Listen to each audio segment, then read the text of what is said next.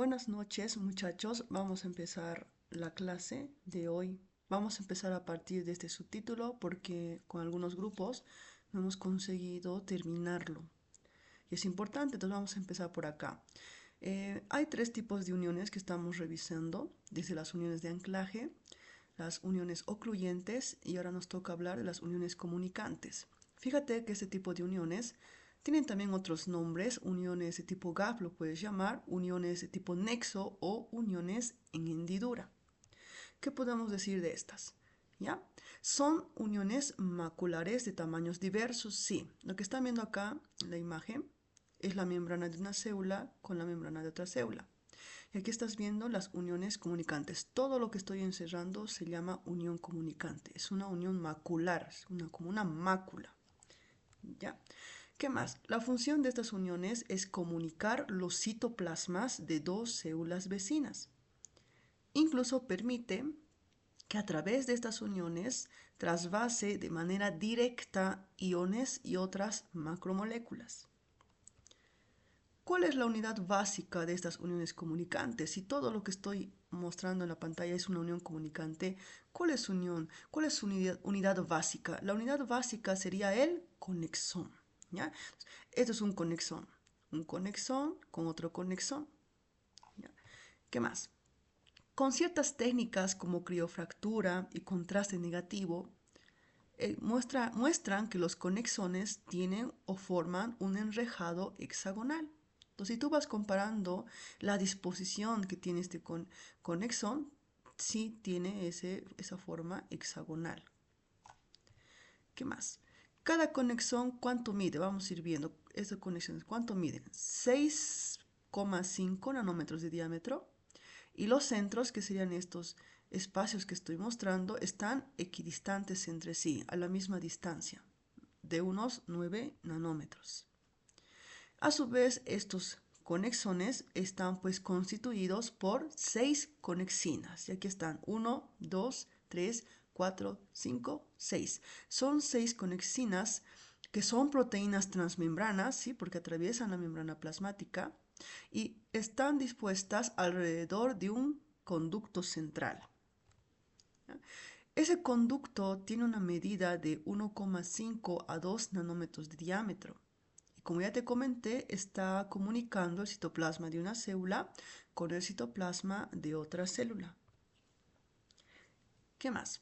Entonces, cada tipo de unión comunicante puede contener pocos conexones, como acá vamos a ir contando 1, 2, 3, 4, 5, 6, 7, 8, 9, 10, 11, como 11 conexones, pocos conexones.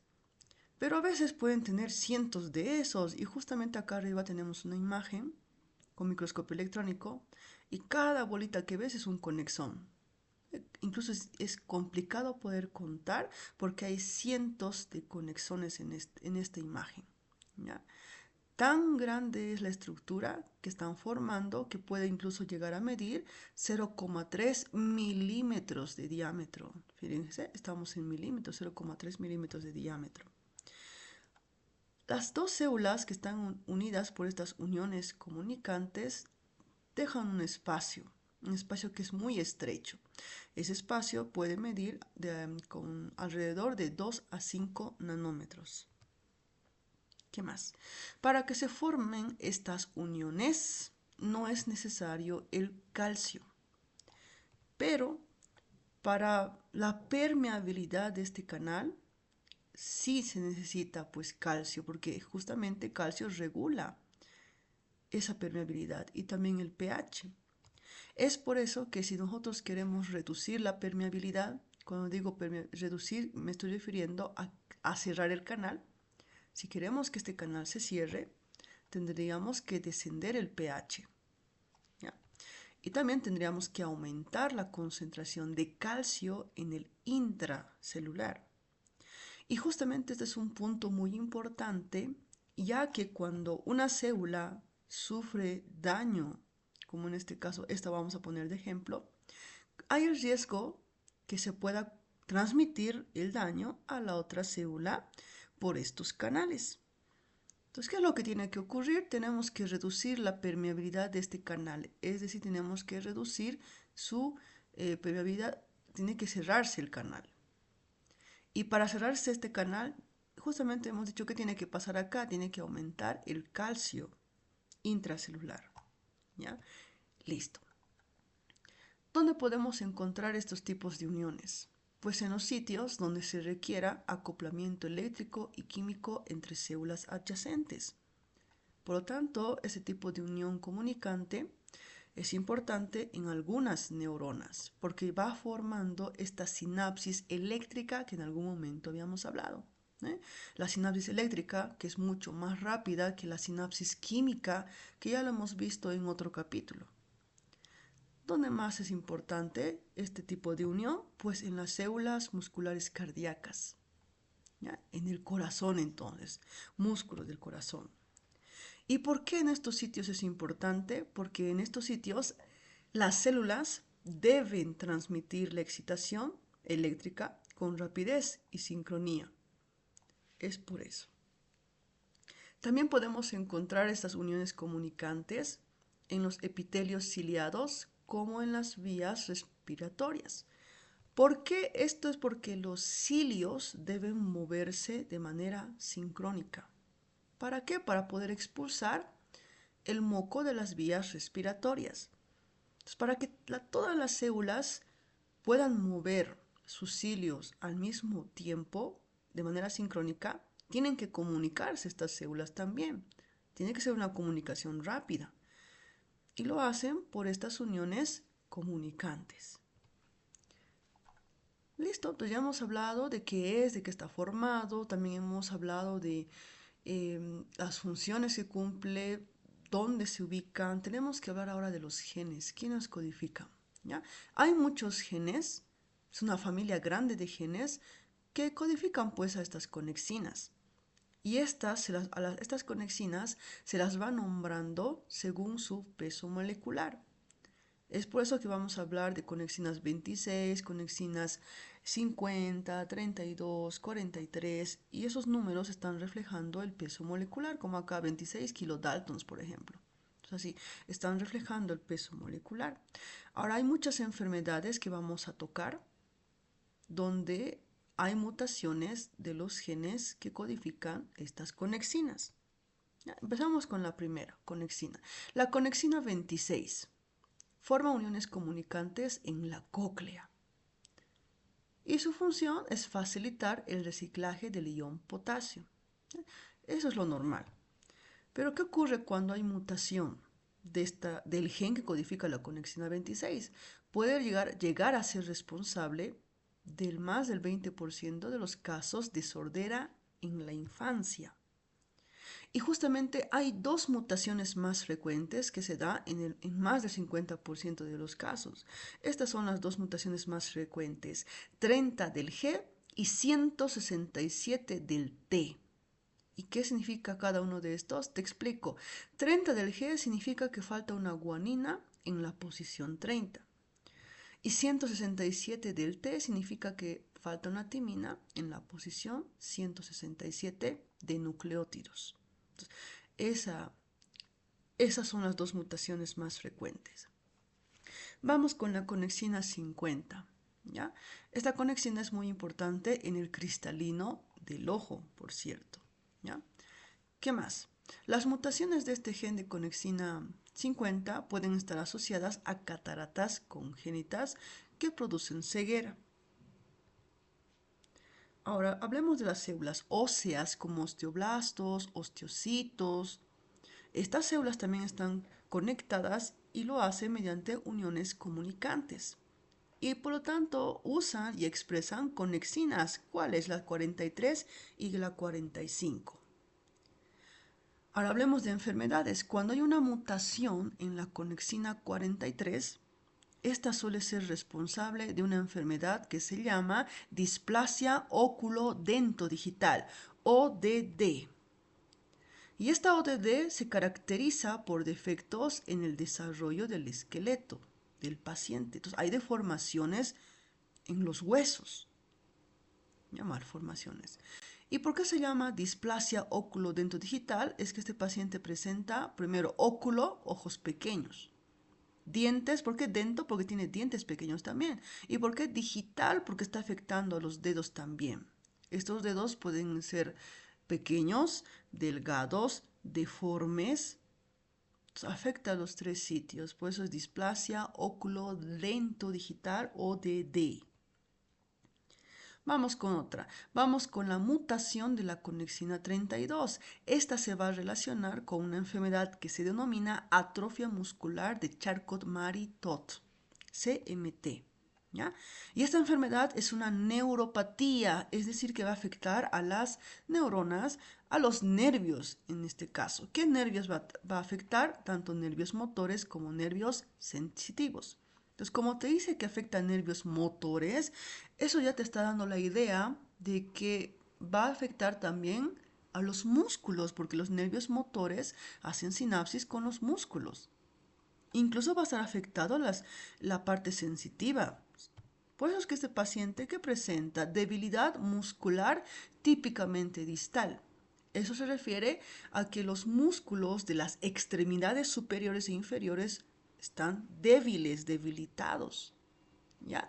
El paciente también va a presentar atrofia muscular, es decir, la disminución de la masa muscular. Como que estás viendo acá en la imagen, fíjense, las piernas, los brazos, antebrazos son delgados porque no hay masa muscular adecuada. El paciente también va a presentar hipoestesia. ¿Qué es hipoestesia? Disminución. Estesia es que disminuye la sensibilidad. Este paciente no va a poder sentir, por ejemplo, mucho el frío, el calor, presión, vibración. Entonces, disminución de la sensibilidad. También los reflejos osteotendinosos se van a encontrar débiles o ausentes. ¿Ya? La enfermedad se localiza primero en los pies y en las piernas. Entonces empieza por ahí, primero por pies y piernas, acá, pies y piernas. Luego ya va subiendo y va a afectar a las extremidades anteriores. Las extremidades anteriores son las extremidades superiores, por cierto. Entonces, como está afectado tanto pies y piernas, el paciente no va a poder marchar de manera normal, no va a poder caminar de manera normal. ¿Ya? Porque va a dar pasos grandes, porque hay dificultad para caminar. Eso favorece que el paciente se pueda caer, entonces son muy propensos a caídas. ¿Qué más? También es frecuente que esta enfermedad esté asociado con deformidad ortopédica, es decir, deformidad en huesos y cartílagos. Y se llama pie cabo, justamente lo que estás viendo acá en la imagen es pie cabo. Cuando los pies están mirando hacia adentro, fíjense, hacia la parte medial.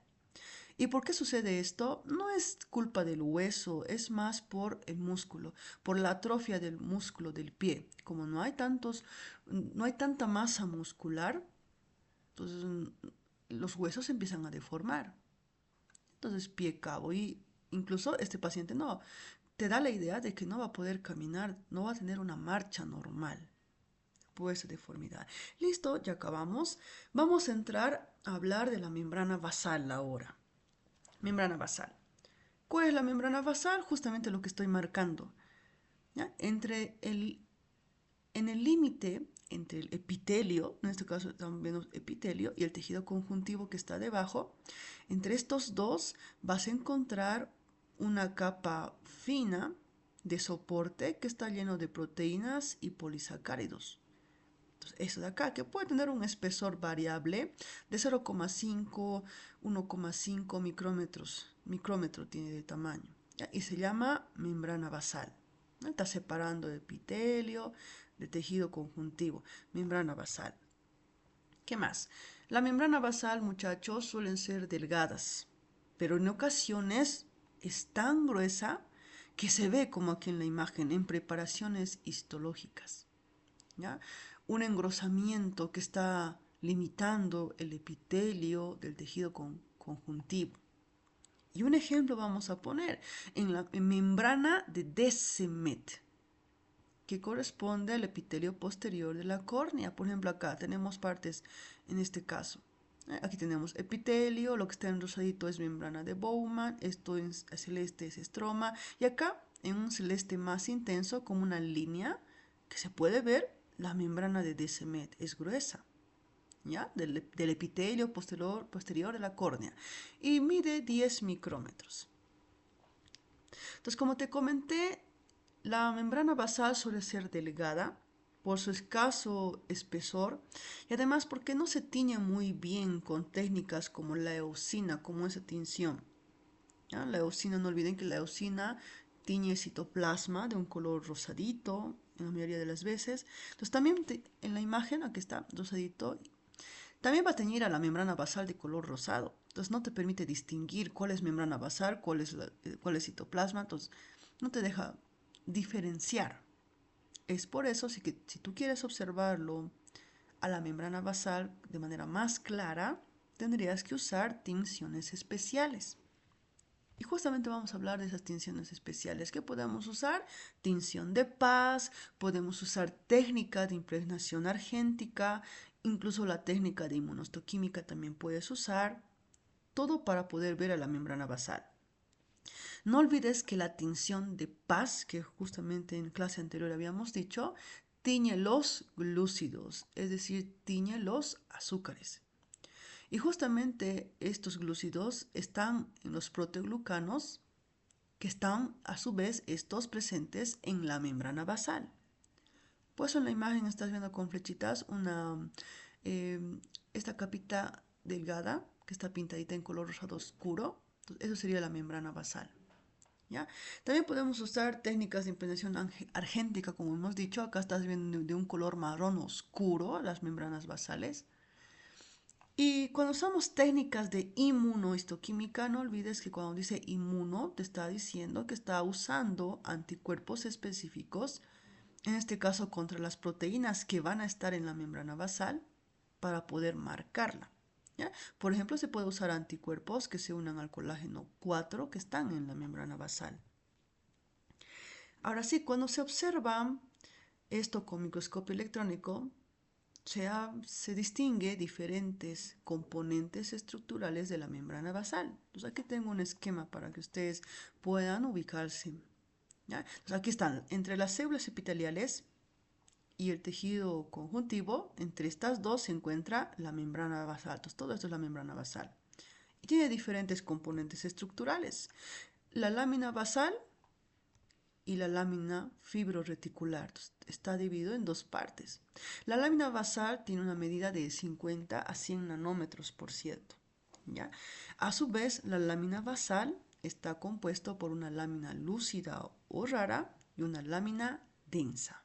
Entonces, esos son sus componentes entonces. Entonces vamos a repasar primero la lámina lúcida o rara. Es una zona poco electrodensa. ¿Eso qué quiere decir? Que cuando usamos el microscopio electrónico, no olviden que usamos tinciones con sales pesados electrodensos, deben recordar. Estas sales pesadas se van uniendo a ciertas estructuras. Lo característico acá es que la lámina lúcida no se impregna con estas sales electrodensas, entonces por eso es poco electrodensa. ¿Ya? Y como no absorbe tantas sales electrodensas, es por eso que se ve de manera clara al microscopio, como una zona clara en el microscopio electrónico. ¿Dónde se ubica la lámina lúcida o rara? Pues debajo las membranas plasmáticas de las células epiteliales. ¿Y qué grosor tiene? 40 a 60 nanómetros de grosor tiene. Vamos con la lámina densa. Esta zona pues tiene una mayor densidad electrónica, absorbe las tinciones con sales electrodensos, absorbe demasiado. Es por eso que al microscopio electrónico lo ves un poquito más oscuro. Y está formado por filamentos de 3 a 4 nanómetros. Y estos filamentos van a estar dispuestos aleatoriamente como si fuese una red. Van a estar ahí aleatoriamente. Vamos con la lámina fibroreticular. En este caso, esta capa tiene fibras reticulares, de ahí su nombre, lámina fibroreticular. ¿Ya? También tiene proteínas y otros polisacáridos. Y dato curioso, las sales de plata, que son un tipo de tinción, se impregnan a estas fibras reticulares y permiten visualizarlo al microscopio entonces. ¿Ya? Nada más. Ahora, hay ciertos sitios en nuestro cuerpo donde membranas basales de diferentes epitelios y endotelios se pueden fusionar para formar una sola membrana basal. Tal es el ejemplo de los alvéolos pulmonares. Entonces aquí tenemos alvéolos pulmonares. Si hacemos un acercamiento acá, en esta imagen, vamos a ir viendo, esto sería el alvéolo, lo que estoy marcando, todo esto es el alvéolo pulmonar. Y esto vendría a ser un capilar sanguíneo. Entonces sí. Fíjense, vamos a ver primero acá el alvéolo. ¿Ya? Está revestido por estas células, fíjense, en color amarillo. ¿Ya? Serían en este caso células epiteliales, se llamarían. ¿Ya? Células epiteliales, exactamente son los neumocitos, pero células epiteliales las llamaremos. Entonces, debajo de estas células epiteliales está su propia membrana basal, tiene su membrana basal. ¿Ya? Ahora vamos acá, esto es el capilar, vaso sanguíneo. ¿Ya? ¿De qué está revestido por dentro? Fíjense, también son células. Estas células, ¿cómo se llaman? Células endoteliales, como en la clase te había enseñado, son células endoteliales. Y pues estas células endoteliales también tienen su membrana basal, entonces aquí está, también están a ese mismo nivel. Entonces fíjense cómo las dos membranas basales de los dos se están juntando acá, entonces se fusionan. ¿Ya? La membrana basal del epitelio del alvéolo se está fusionando con la membrana basal del endotelio del vaso sanguíneo.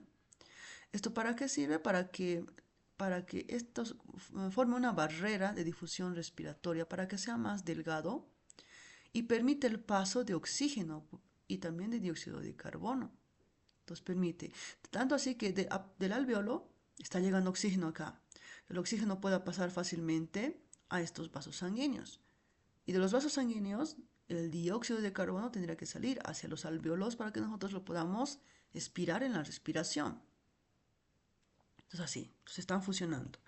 Algo similar sucede a nivel de los glomérulos renales. Acá también hay una fusión de membranas basales. ¿Ya? En este caso tenemos también vasos sanguíneos. Fíjense, acá tenemos capilares, son en este caso también, capilares glomerulares se llaman. Entonces aquí está un capilar. ¿Ya? Y tú ya sabes que los capilares están revestidos por dentro por estas células, que son las células endoteliales, siempre van a ser. Células endoteliales que están revistiendo el vaso sanguíneo, el capilar. Es así. Entonces, debajo de estas células endoteliales está la membrana basal, su membrana basal, entonces aquí está. Ahora vamos a este lado. Esto sería el epitelio. ¿Ya? En este caso son los podocitos, pues son epitelio. ¿Ya? Y este epitelio también tiene su membrana basal. Aquí está. Entonces fíjense cómo las dos membranas basales están otra vez chocando. Incluso se fusionan, forman una sola membrana basal. ¿Ya? ¿Esto para qué sirve? Para formar otra barrera. En este caso una barrera de filtración glomerular. ¿Ya? Porque aquí no olviden que el riñón filtra ciertas cosas para formar la orina. Entonces aquí está.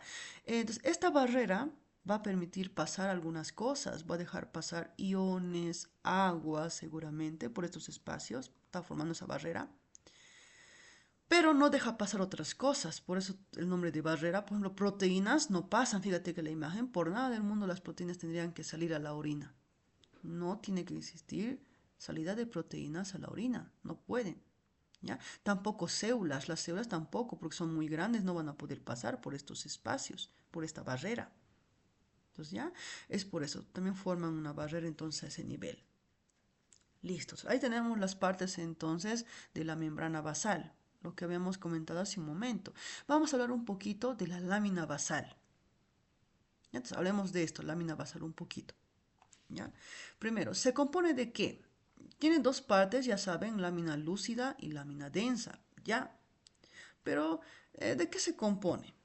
Tiene un fino reticulado de colágeno de tipo 4. Entonces, hay colágeno de tipo 4. Y esto recuerden, por favor, solamente en este sitio hay colágeno de tipo 4. Vamos a ver en el otro video que les pasaré que hay colágeno tipo 1, tipo 2, 3, 4. Hay varios tipos de colágeno. ¿Ya? Y el tipo 4 solamente se encuentra en la lámina basal. Solo se encuentra acá. ¿Ya? También que contiene la lámina basal, también tiene una serie de glucoproteínas adhesivas como la laminina y la entactina. También presenta proteoglucanos. Principalmente va a presentar perlecano, ¿ya? Porque hay varios proteoglucanos que te voy a enseñar también en el siguiente video. Un ejemplo de proteoglucano es el perlecano. Y el perlecano tiene paransulfato. Y estos proteoglucanos, estos componentes que acabamos de mencionar, son sintetizados por las células epiteliales. Estas células epiteliales las van secretando entonces para formar la lámina basal. Listo. Hablemos un poco más del colágeno tipo 4, que te dije que es característico de este sitio. Aquí está el colágeno tipo 4 en la imagen, estás viendo. ¿Ya ves? Se encuentra exclusivamente en la lámina basal. Y va a formar este enrejado, fíjate acá, es como una red, enrejado filamentoso de 1,5 nanómetros de espesor. ¿Ya? Y va a representar la parte central de la lámina densa.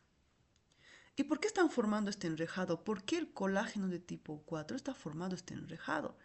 La idea es para dar más resistencia a la tracción. Para cuando nosotros estiramos este tejido, sea difícil provocar su rotura. Y también les proporcionan cierto grado de flexibilidad. Esto para que puedan acomodarse al estiramiento de los tejidos que sufren. Listo. ¿Qué más? Hablemos un poquito de la laminina. La laminina es una glucoproteína adhesiva. Cuando dice glucoproteína adhesiva, te está diciendo que va a pegar algo con algo, une algún componente con otro componente y tiene gran tamaño. Fíjate la imagen, tiene ese tamaño, esta forma como de cruz, ¿ya? ¿Y cuál es su función? Fija, está uniendo la lámina densa a la membrana plasmática de las células epiteliales, porque a su vez se está uniendo con las integrinas. Fíjate la imagen acá que tenemos en la pantalla. Esto es membrana plasmática de una célula epitelial. Y acá estás viendo, ¿qué es esto? Es una integrina. ¿No ves? Su subunidad alfa y beta, entonces es una integrina. Miren con quién se está uniendo. ¿Quién está aquí abajito? Esta es la laminina, esa forma de cruz que te había comentado. Entonces, lo que está haciendo entonces la laminina, está fijando la lámina densa de aquí abajo, con quién está fijando, uniendo con la membrana plasmática. Está uniendo. ¿Qué más? También se puede unir a quién. Esta laminina se puede unir también al colágeno de tipo 4. Se va a unir aquí, por ejemplo, aquí está en color azul, estás viendo el colágeno tipo 4. Fíjate que aquí la laminina se está uniendo al colágeno de tipo 4, pero gracias a quién, a través de quién, acá en color amarillo, a la entactina. ¿Ya? No te olvides, la laminina se une al colágeno de tipo 4 gracias a la entactina. Pero también se puede unir, como acá estás viendo en la imagen, la laminina. ¿Con quién se está uniendo? Se está uniendo al heparansulfato del perlecano. Entonces ahí se está uniendo. Entonces fíjense, se une con todo. Es lo que hace la laminina, permite uniones entre diferentes componentes. Por eso se llama glucoproteína adhesiva. ¿Te acuerdas de la entactina? Aquí está la entactina, en color azul en este caso. En la anterior imagen estaba en color amarillo. Aquí está en color azul. ¿Ya? Entactina también tiene otro nombre, se llama también nidógeno. Es una proteína pequeña, ¿ya? Que se une a quienes acabamos de decir hace un momento, a la laminina y también se une al colágeno de tipo 4. Entonces, está funcionando como un enlace entre las dos proteínas, como enlace. Ahora vamos con el perlecano. El perlecano es un proteoglucano de gran tamaño, ¿ya? Y aquí voy a hacer uso de mi pluma para que me entiendan. El perlecano es un proteoglucano, dice, de gran tamaño. Tiene eje proteico. ¿A qué me refiero? Esto que voy a dibujar se llama eje proteico. ¿Ya? Eso tiene 600 kilodaltons. Y tiene de 2 a 15 cadenas de glucosaminoglucanos. Entonces aquí, esto es lo que dibujé, es eje proteico. Y se van uniendo, voy dibujando acá. ¿Ya? 2 a 15 cadenas de glucosaminoglucanos. Entonces así. ¿Ya? Y estos glucosaminoglucanos pueden ser de diferente tipo. Ya pueden ser diferentes. Principalmente, ¿qué espero? Heparansulfato. ¿Ya? ¿Qué más? Y es importante el heparansulfato para esta estructura. Y por cierto, acá, ese glucosaminoglucanos, estos que he ido dibujando, le dan carga negativa, porque tienen carga negativa, le van a dar carga negativa a la lámina densa. ¿Eso para qué sirve? Para contribuir a una función de filtro selectivo, ¿ya? Porque esto está presente en la lámina densa, entonces van a ser como un filtro. Como es de carga negativa, no va a dejar pasar a cosas positivas. Por ejemplo, eso ocurre en los glomérulos renales, en el riñón. Regula el paso de iones, entonces no deja pasar ciertos iones, ¿ya? Por esa carga que tiene. Listo, entonces eso con relación al perlicano. Entonces, antes que lo borre, no, esto lo vamos a ver en el otro video igual, entonces no vale la pena ahora repetirlo. Entonces ahí les he explicado un poquito.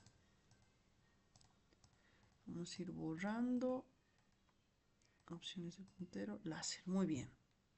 ¿Qué más? ¿Cuáles son las funciones de la membrana basal? Entonces tenemos que ir viendo. Ya hemos hablado de su estructura, qué contiene, qué componentes tiene. Vamos con las funciones. Primero, sostén del epitelio. Lógicamente, entonces aquí está epitelio y por debajo está la membrana basal. Entonces sirve de sostén al epitelio. También funciona como un filtro molecular pasivo. Porque hace un momento te dije acá que hay varios componentes que están presentes acá y justamente habíamos hablado de uno que tenía carga negativa. ¿Ya? Y entonces va a regular el paso de sustancias, no deja pasar sustancias de carga, de carga, por ejemplo, negativa, porque no se llevan cargas iguales. Así, entonces es como un filtro, no va a dejar pasar moléculas con esa misma carga. ¿Ya? Pero también puede ser un filtro que va a seleccionar por tamaños. Seguramente solo deja pasar cosas pequeñas, pero no cosas grandes. O según la forma, entonces es un filtro. ¿Qué más? Separa y aísla. Sí, está separando, por ejemplo, acá el epitelio del tejido conjuntivo. También está separando, no se ve en la imagen, pero está separando del músculo también. Y también está separando de ciertos nervios. Entonces es separar y aislar. ¿Ya? Y también funciona como un filtro celular porque así como selecciona qué moléculas van a pasar, como te dije hace un momento, también selecciona qué células van a pasar. ¿Ya? Deja pasar algunas. ¿A quiénes deja pasar? Por ejemplo, a las células del sistema inmunitario, como neutrófilos que están viajando por estos sitios. Porque están migrando a sitios de infección, entonces dejan pasar ese tipo de células. ¿Ya?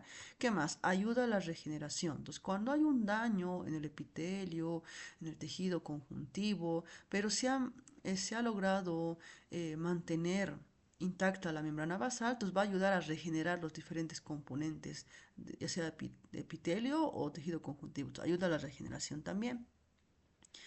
Influye incluso en la diferenciación y la organización celulares, sí, porque tiene un efecto.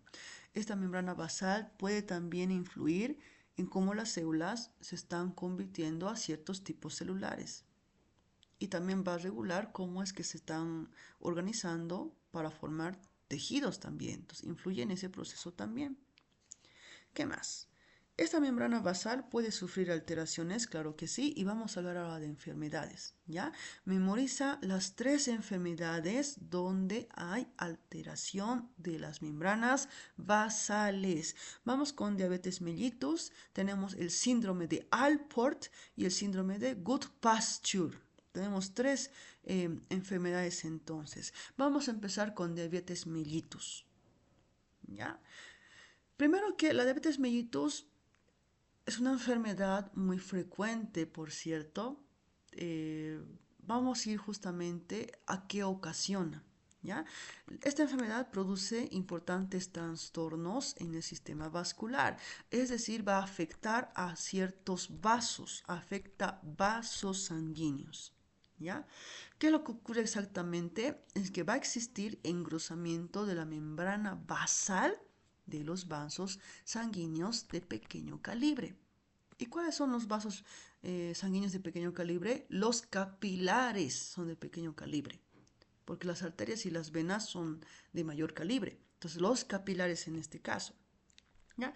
Ahora, cualquier capilar puede estar afectado, sobre todo en esta enfermedad se va a afectar los capilares de los glomérulos renales. ¿ya? Entonces, ¿qué va a ocurrir? Que estos capilares de estos glomérulos renales, de estas personas diabéticas, van a filtrar más proteínas plasmáticas de lo que deberían. Pues te recuerdo hace un momento cuando hablábamos de esta barrera, ¿se acuerdan que habíamos dicho que tenemos capilar glomerular a nivel del riñón? Este capilar, este vaso sanguíneo, está revestido por dentro por células endoteliales, habíamos dicho. ¿Ya? Por debajo de estas células endoteliales tiene su membrana basal. Y por acá tenemos células epiteliales, que en este caso son podocitos. Y debajo de estos está también la membrana basal. Y te había comentado que las dos membranas basales se fusionan al final y forman una sola membrana basal. Y son un filtro glomerular. Entonces dejan pasar algunas cosas y algunas cosas no. Que dejan pasar, hemos dicho, pueden ser iones, agua, deja pasar, pero no tendría por qué dejar pasar proteínas o células. Pero en estas personas con diabetes mellitus, sí se filtran proteínas, salen muchas proteínas, se pierden lo que no debería, se pierden proteínas. ¿Y a qué se debe eso? Primero, a que esta membrana basal, como te dije al principio, está engrosada. ¿Y por qué está engrosada? Porque hay un aumento del colágeno de tipo 4 y también está aumentando la laminina. Pero hay menos heparansulfato. Y justamente hace unas diapos anteriores te había dicho que heparansulfato le da carga negativa. ¿Ve? Entonces, como ya no hay esa carga negativa, hay algunas cosas que van a salir, van a escapar, porque la carga negativa evitaba que escapen. Una de esas son las proteínas. Entonces, como no hay carga negativa, estas proteínas van a escapar. Aumenta la permeabilidad capilar. ¿Ya? ¿Cómo empieza entonces esta enfermedad? Esta enfermedad, chicos, diabetes mellitus, tiene muchos síntomas, pero vamos a enfocarnos en el riñón en este caso. ¿Ya? Entonces, hay daño renal. La diabetes mellitus tiene daño renal. ¿Qué comienza? Pues va a comenzar con el engrosamiento de la membrana basal. Y eso también va a llevar a una hipertensión a nivel glomerular, es decir, una presión de la sangre más alta a nivel de los capilares glomerulares. Entonces, hipertensión a ese nivel. Entonces, esa enfermedad va a ir progresando y más tarde va a aparecer microalbuminuria. ¿Qué es eso? En que se va a empezar a eliminar proteínas albúminas en la orina. ¿Ya? ¿De cuánto? ¿Qué cantidad? Porque vamos viendo, vamos cuantificando. La albúmina que se va eliminando en orina es de 30 a 300 miligramos en 24 horas. Es la cantidad. ¿Ya? ¿Por qué? Porque hay hiperfiltración, hay mucha hiperfiltración. Escapan estas proteínas porque hay una alteración de la membrana basal. Entonces no es normal eliminar albúmina en orina. ¿Ya? Entonces primero empieza con la albúmina, esa proteína de la sangre. Pero luego se van a empezar a eliminar otras proteínas más, se van a empezar a perder más proteínas, entonces se convierte en proteinuria. Proteinuria es pérdida de proteínas en orina. ¿No? Entonces la enfermedad va a ir progresando. Te había comentado que existía al principio hipertensión, pero a nivel del glomérulo. Ahora esa hipertensión se va a hacer sistémica, o sea, todo el cuerpo. Hipertensión sistémica. Y eso va a dañar más al riñón. Entonces va a existir una pérdida de la función renal. Ese riñón ya no va a trabajar. En algún momento va a dejar de trabajar totalmente y ese paciente no tiene de otra que recibir trasplante renal. No hay de otra. Se ha dañado tanto el riñón que ya no funciona. El único tratamiento para este paciente, trasplante. Listo. Vamos ahora con el síndrome de Alport. Ya es una patología hereditaria. Entonces, si lo tienes tú, van a tener tus hijos también, hereditaria. En este caso, la membrana basal de los glomérulos renales también se encuentra alterada y va a constituir una nefritis hereditaria más frecuente. ¿Ya? Es una nefritis que se hereda, la que más se escucha, la más frecuente en el medio. ¿Ya? ¿Y por qué se produce? Porque hay una alteración de la cadena alfa 5 del colágeno de tipo 4 que está presente en la lámina densa. Entonces, para que entiendan esto de cadena alfa, quiero que veas qué es el colágeno de tipo 4. Aquí está, lo que estoy marcando es el colágeno de tipo 4, ¿ya? Este colágeno está formado por a estas cadenas alfa, fíjense. ¿Ya? Cada una de estas son cadenas alfa. Ahora, hay diferentes cadenas alfa, alfa 1, 2, 3, 4. En este caso es la cadena alfa 5 del colágeno de tipo 4. ¿Ya? ¿Qué más? Se da en un individuo de cada 10.000. Es una enfermedad ligada al sexo. Entonces, va a afectar sobre todo a varones. Y la enfermedad es más grave en varones que en mujeres. ¿Ya? Por eso que acá siempre les digo, es como que esta enfermedad es un poquito feminista, porque afecta más a varones, es como que odiara más a hombres. Afecta más a varones que a mujeres. Y cuando afecta a varones, pues es grave, más grave de lo que se presenta en la mujer. Como les digo, es un poco feminista, ¿no? La enfermedad. ¿Qué más?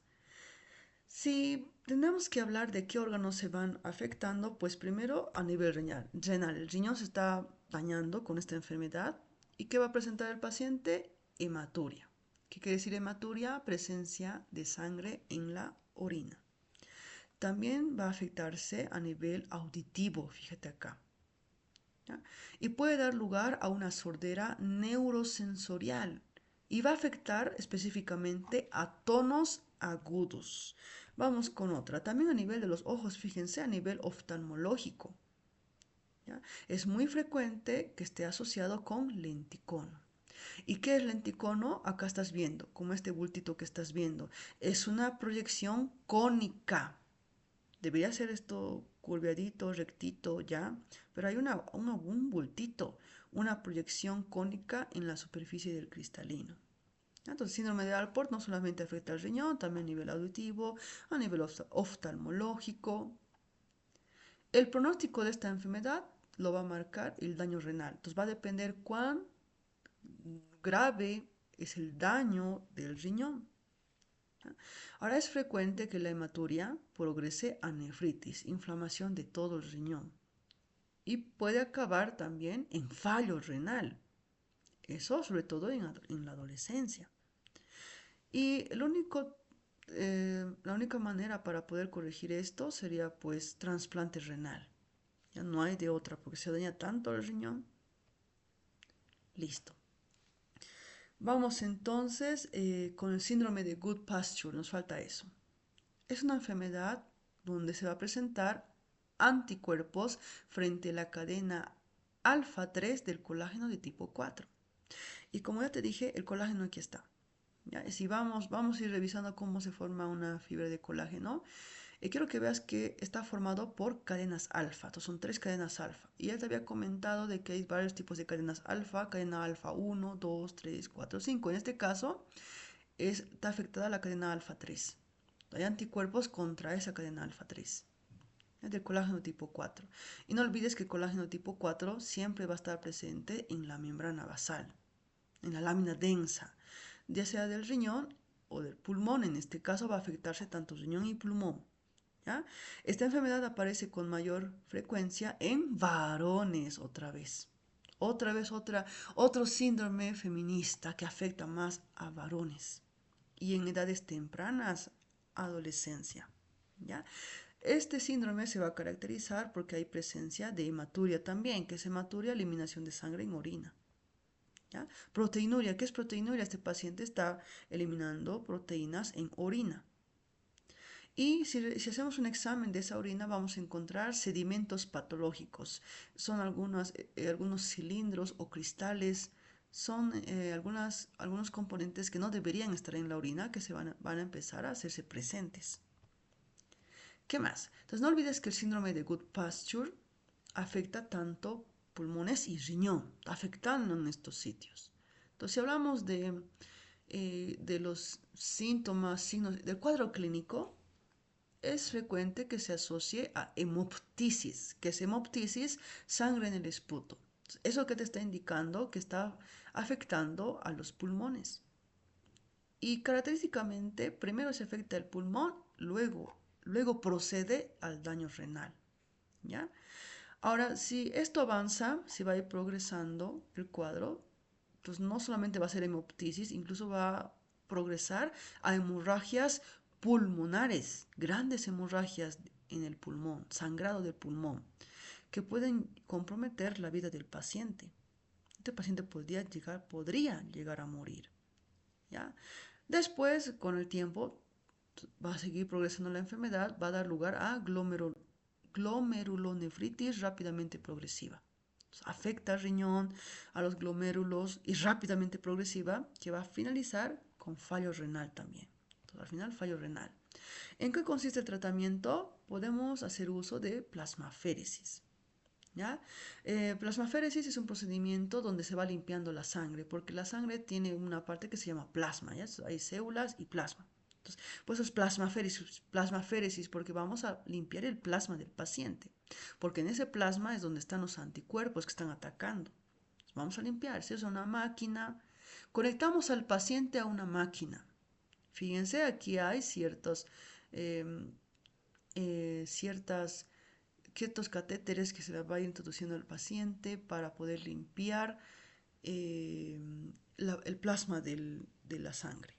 También podemos hacer uso de corticoides. No olvides que si es una enfermedad autoinmunitaria, en este caso producción de anticuerpos, podemos usar inmunodepresores y corticoides. Listo. Aquí termina el video, muchachos. Voy a pasar un siguiente video para explicar este subtítulo. ¿Ya?